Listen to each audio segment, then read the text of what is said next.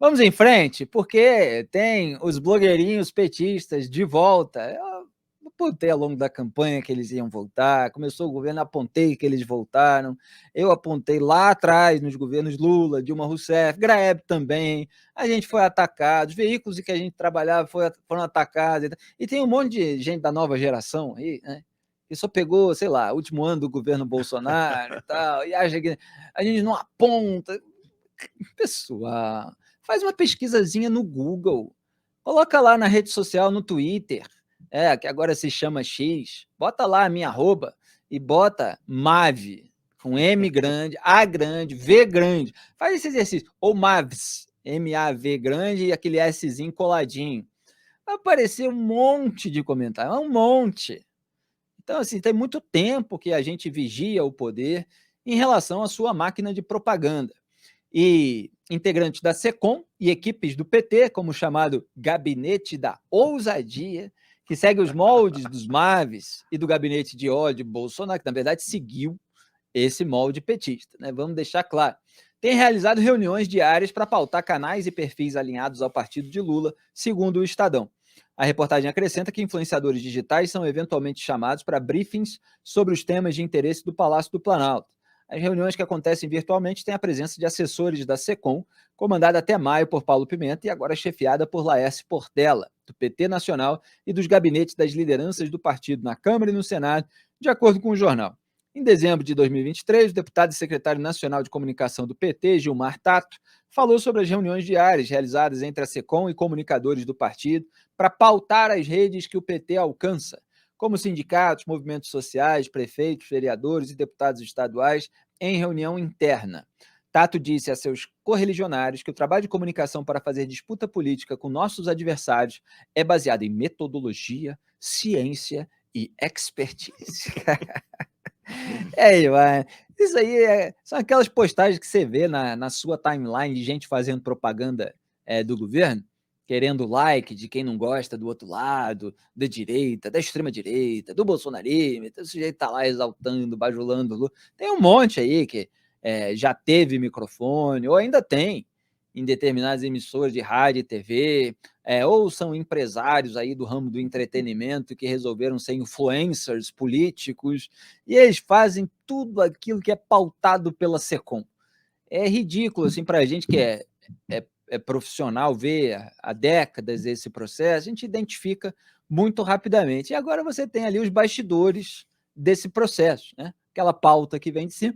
Quantas vezes eu já ironizei no Twitter, pessoal que me acompanha sabe, no X, às vezes acontece um caso assim que pega um governo de surpresa e aí toda a sua militância fica calada, porque eles estão esperando saber qual é a narrativa. Pois é. Eles estão esperando da SECOM, o que a gente diz? Qual é o roteiro? Qual é o roteiro, por favor? Qual é o roteiro? Porque se a gente queimar a largada, de repente depois vai ter que desfazer, porque sai uma outra narrativa, né? Isso aconteceu tantas vezes. Muito bem. O Gilmar Tato também afirmou que a ação não é de graça, mas o Estadão não encontrou registro. Foi o Gilmar Tato que afirmou isso? Foi isso mesmo. Que a ação não é de graça, mas o Estadão não encontrou registros de repasse de verba pública para os influenciadores. Membros da Polo Digital Marketing, agência de comunicação que presta serviços ao PT desde 2021, participam diariamente da reunião de pauta matinal sobre os temas prioritários do governo. Durante a campanha eleitoral de 2022, Clarice Chaurel, sócia da agência, e Juan Herbert Jacob Cândido Pessoa, atual superintendente da EBC, aquela que tem conglomerado de mídia estatal que tem a TV Lula, conduziam um grupo de WhatsApp batizado de Gabinete da Ousadia. Então daí que vem o nome.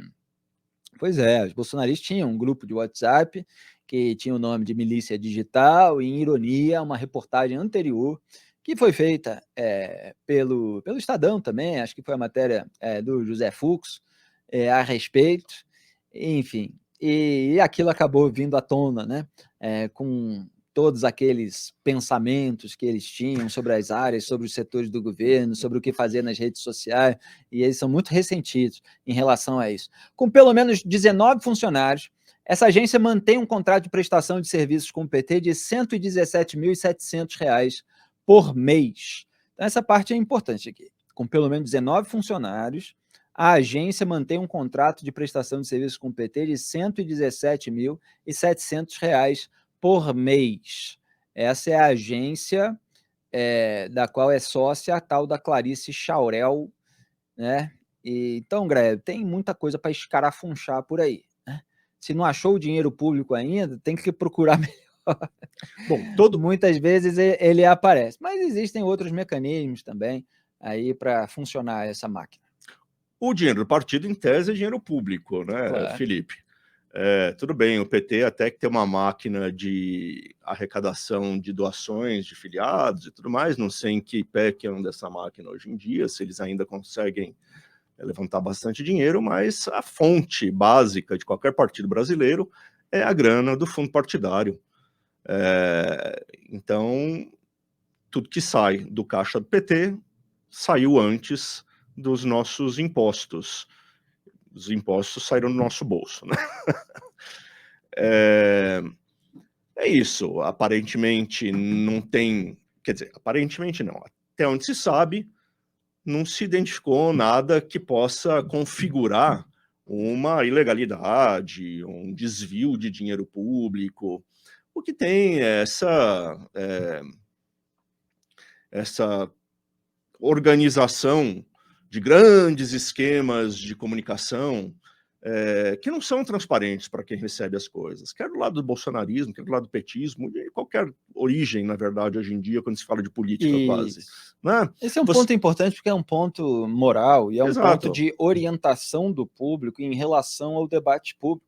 Não há transparência, quer dizer, as pessoas que estão atuando a serviço do governo, elas não colocam na conta que elas estão atuando a serviço do governo. Essas reuniões, se a imprensa não mostrar, elas são secretas. Parece um grande movimento espontâneo. De pessoas que têm aquela opinião formada pelo próprio estudo, pela própria argumentação. Não, esse governo é muito bom, realmente. Eu parei aqui para analisar as políticas públicas, né? Fiz um levantamento de dados. Achei tudo lindo. Que não chegaram para mim, assim, já prontos, mastigados e do jeito que interessa, né? É tudo um esforço aqui de informação para os... Não é. É tudo propaganda, é propaganda. É importante, fala-se muito das fake news hoje em dia. Todo mundo que faz comunicação política está tentando mentir, está te enganando, está espalhando ódio. Mas a propaganda política é um outro aspecto que está ficando esquecido. E a propaganda, a propaganda, por natureza, só mostra aquilo que interessa, né, Felipe? A gente sabe disso. E uma das funções nossas como jornalistas é separar o que é propaganda e o que é informação ou comentários espontâneos. Então, assim, esse raio-x é um raio-x do esquema de poder. Isso sempre é importante do ponto de vista jornalístico e do interesse público. O que acontece é que os propagandistas de cada governo têm horror de serem expostos, têm horror de que os seus esquemas, que eram para ser obscuros, sejam trazidos à luz do dia.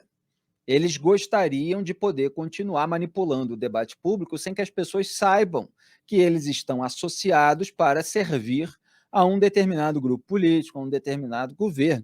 E essa é a nossa função, que é separar o que é a realidade e o que é toda essa espuma. Então vamos à reação à reportagem. O deputado Kim Kataguiri, da União Brasil, escreveu no X, abre aspas, não pensem que isso começou nesse governo. Pois é. Há muito tempo o PT tem uma máquina de assassinato de reputações, seja no seu camping digital, onde treinaram os famosos Mavis do PT, seja no esquema do mensalinho do PT no Twitter, onde influencers eram pagos por um aplicativo para elogiar petistas. Eu me lembro bem, comentei muito. Seja agora com o esquema das páginas de fofoca e influencers da Janja. Nada disso é novidade. Isso é só mais um capítulo do que o PT sabe realmente fazer: assassinar a reputação dos seus adversários políticos, não importando se são de esquerda ou direita. Fecho aspas. Depois, em outro post, o Kim Kataguiri afirmou, abre aspas, vamos convocar o ministro Laércio Portela, da SECOM, para explicar na Câmara o gabinete do ódio petista. Aliás, um parênteses, a gente nem está acostumado, né? Porque o Paulo Pimenta foi lá para o Rio Grande do Sul. Pois é. E falaram que ele ia ficar lá até resolver o problema, ou seja, pode ficar lá para sempre, né? Porque ele não sabia para onde ir, não sabia o que fazer. acabou confessando isso numa declaração. Parece que o pessoal em Brasília não quer mais saber do Paulo Pimenta. Fica perdido aí, lá, né? Deve estar perdido lá até agora. Mas então agora tem outro, né, que é o Laércio Portela, que é menos conhecido das pessoas. Então, o Kim Kataguiri continua. O Brasil precisa saber quem são os alvos dos petistas e quem são os influenciadores que participam do esquema. Festivais, pois é, sempre precisa saber. Sempre precisa saber. A máquina de propaganda. É preciso lançar luz sobre as obscuridades do esquema de poder de turno. É isso. Os alvos dos petistas, é curioso ele usar essa expressão, porque antigamente, e eu tive a honra de constar numa dessas listas, os petistas faziam listas, né, Greg?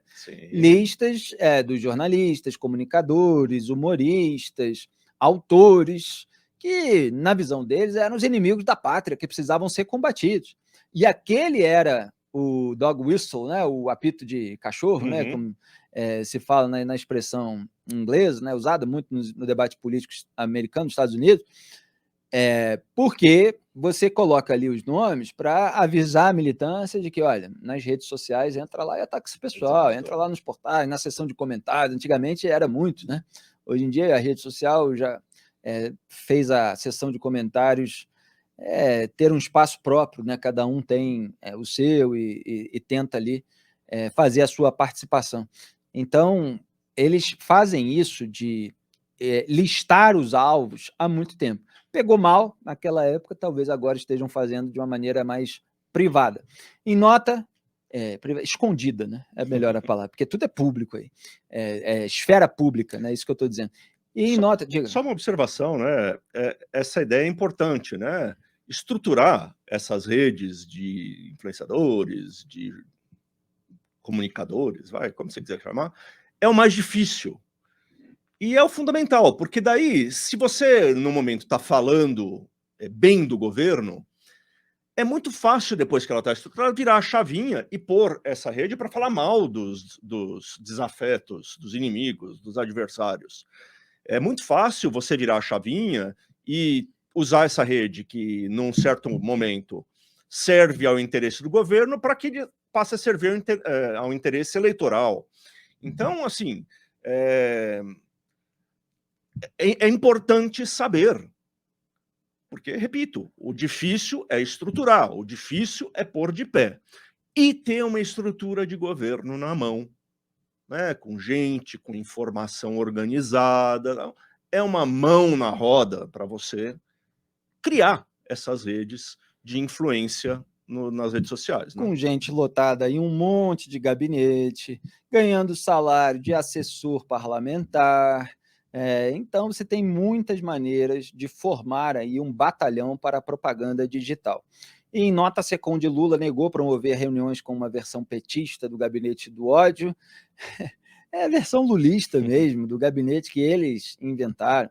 E criticou o Estadão, abre aspas. O jornal faz uma abordagem sensacionalista e enviesada que distorce os fatos. Eu já vi isso em algum lugar. Já vi isso, com essa postura. Você vê que entra governo, sai governo, é a esquerda, é a direita, e a postura é a mesma. Né? O que acontece, eventualmente, são reuniões de integrantes da SECOM com as áreas de comunicação das lideranças do governo na Câmara e no Senado, bem como do PT e dos partidos da base, para informar sobre as ações e os programas prioritários de governo. O objetivo é fazer fluir as informações. É tão ridículo, né? Porque eles negam, e aí quando eles vão explicar, é a mesma coisa. É a mesma coisa, eles só estão tentando dar uma versão invernizada, né? O objetivo é fazer fluir as informações da gestão, incluindo novos lançamentos e entregas, para qualificar o trabalho das lideranças e da base do governo no Congresso.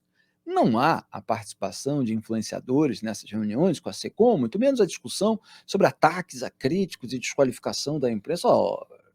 Quem poderia imaginar? Que enjoo dessa novilíngua aí, nessa enganação. Não há, imagina, não há. Imagina. O texto do jornal tenta, por meio de ilações, criminalizar ações de gestão e serve ao único propósito de dar munição à oposição. Fecha. Eles são tão caricatos, né, que só fazendo a voz mais caricata para dar a devida dimensão. Eles não criminalizaram nada. Vamos lá. Foi a mesma reação dos blogueiros de crachá. Exato. Acusa de criminalizar. Isso é quando você expõe, você mostra quem é quem, isso aqui, estão todos juntos aqui. Esses estão lotados em gabinete, esses são amigos do poder que têm tais interesses, esse aqui é financiador de blog, que faz o escoamento das narrativas, que chega lá do governo. É a mesma postura, e é ridículo, é sempre ridículo. O poder é risível, é o que dizia, né? Outro dia eu lembrei das entrevistas do Jô Soares para Marília Gabriela, para o Roda Viva, na época. Falava, o humorista é meio anarquista, porque o poder é risível, você não pode ficar de um lado. Jornalista também, essa gente é risível, eles reagem contra a imprensa quando ela simplesmente lança luz. Exatamente, é só lançar luz, é isso aí mesmo. Veja, se você já parte da reportagem do Estadão para a ideia de que houve uma criminalização, é porque a carapuça serviu. Claro. Mas não tem criminalização na reportagem. Eles simplesmente estão lançando luz sobre um processo de organização de uma rede de propaganda. Até aí, não tem crime, não tem desvio de dinheiro, até onde a gente sabe, não se viu, não se falou disso. Agora, é importante que as pessoas saibam que a informação não flui alegremente por canais naturais. Tem gente bolando isso e também não é crime, mas não é exatamente honesto, fazendo de conta que a informação é espontânea, que a comunicação é espontânea, como quando é uma comunicação que vem de cima, como você estava dizendo, Felipe. Né? A informação já vem mastigada, é assim que vamos falar, é assim que vamos vender o peixe. Então, sem crime, mas é propaganda, não é informação livre fluindo. Pois é, você sabe, Graeb, que lá nos governos passados do PT, eu já citei aqui essa história, mas só dar um detalhe a mais. Eu fui processado por um dos blogueiros que recebia verba de publicidade federal do governo do PT e eu tinha ajudado a expor isso com maiores detalhes, tinha feito críticas àquelas narrativas petistas que apareciam nas suas declarações, sempre afetando algum tipo de distanciamento e que o conteúdo mostrava não existir. Né? E primeiro ele me interpelou judicialmente com queixa-crime por calúnia. Então a postura é muito parecida, que era assim, como se eu estivesse criminalizando o trabalho dele, etc. E eu só estava expondo aquilo que tinha base em informação obtida pela Lei de Acesso à Informação e, claro, fazendo as minhas análises do conteúdo da propaganda das declarações que eu considerava governistas, vamos dizer assim, o que é absolutamente legítimo que cada crítico faz a respeito das vozes que atuam no debate público, se é mais oposição, se é mais governista, etc. As pessoas podem rebater. Agora, você achar que isso é uma criminalização, então, é aquele exagero. Aí ele acabou me processando, pedindo danos morais, né, na área civil.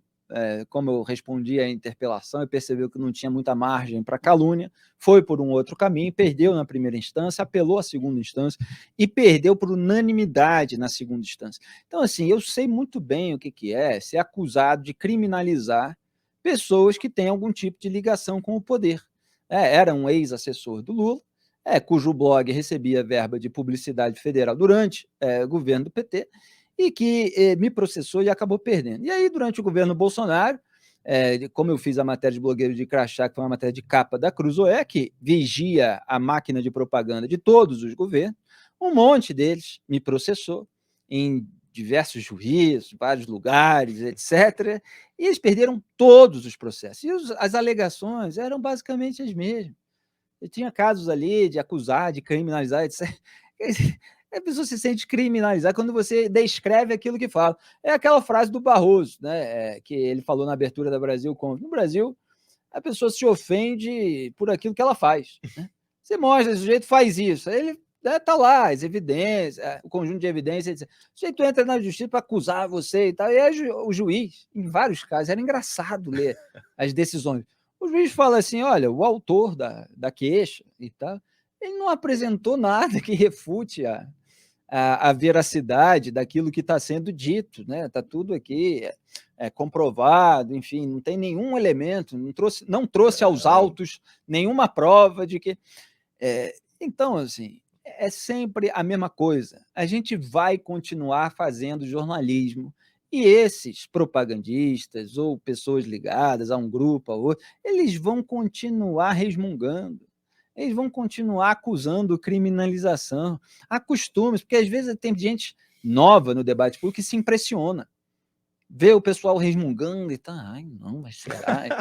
E você tem esses oportunistas aí, influencers de rede social, fala assim, ah, não, peraí, não vou misturar com aquela pessoa, porque aquela pessoa incomodou esse grupinho, eu quero agradar esse grupinho, quero vender cursinho aqui para o público desse grupinho, sabe? Tem vários assim. Aí não incomoda, não fala nada, só fala sobre o outro lado. E tal. Não, aqui é jornalismo, é diferente, é uma outra coisa. É jornalismo que, seguindo os mesmos princípios, faz a sua vigilância, seja qual for o governo. Felipe, posso dar 2 palavrinhas sobre o Laércio Portela, o novo Claro, acho ministro ótimo. das comunicações aí, que substituiu o Paulo. Então, o Paulo Pimenta saiu, né, dizendo que, sei lá, prevendo aí uma ausência de 4 a 6 meses, se ele se encontrar lá no Rio Grande do Sul, né? Então a gente tem aí uma perspectiva de ter o Laércio Portela à frente do ministério por esse período. 6 meses, digamos assim. De onde que vem o Laércio Portela? Ele é jornalista, enfim, tem lá os negócios dele, mas ele tem uma ligação antiga, já com governos do PT. Ele era da turma do Franklin Martins. Essa é a primeira turma. Isso. No primeiro, agora não me lembro se no segundo governo do Lula. E, inclusive, trabalhou junto com Franklin Martins em campanhas para o Hugo Chávez e para o Nicolás Maduro. Então, é um cara que conhece bem ali a cabeça de comunicação do petismo, né?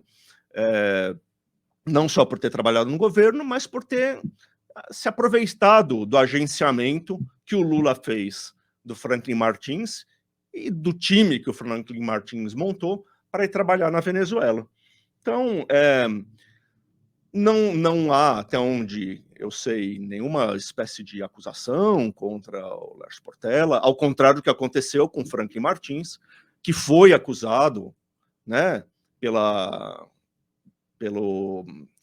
Oh, meu Deus, me fugiu o nome agora do marqueteiro do PT, que foi preso pela Lava Jato. O João Santana. O João Santana. O João Santana e a mulher do João Santana, Mônica Moura, acusaram o Franklin Martins de receber dinheiro em espécie do Nicolás Maduro, que tinha lá umas transferências e tal. Agora, sobre o Laércio Portela, não existe nada. Ele era um empregado do Franklin Martins. Mas é isso. É um cara que vem de longe com o PT, e não é à toa que chegou a esse cargo agora de ministro, né? Não surgiu do nada. Isso aí. O assistente do Franklin Martins agora assume a pasta. Franklin Martins.